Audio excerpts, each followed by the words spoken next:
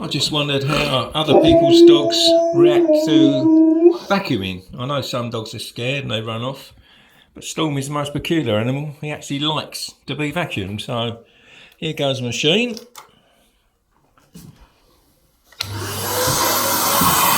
Right, now you can see Storm in action. Go on in. There we go. Hurry in, Storm. Yeah, come on in. There you go, there's you. What?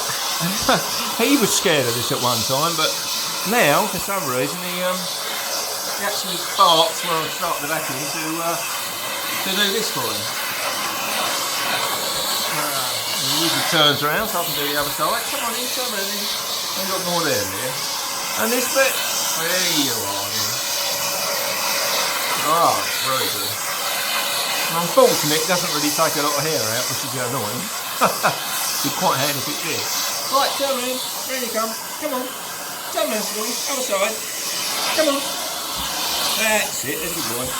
That's it. There we go. Only way I can get them to be quiet once I start the main vacuuming.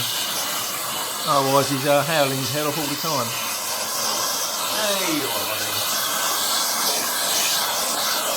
Oh, there's your boy. Is that it? Can I stop now? Yeah, he's had enough now. Right.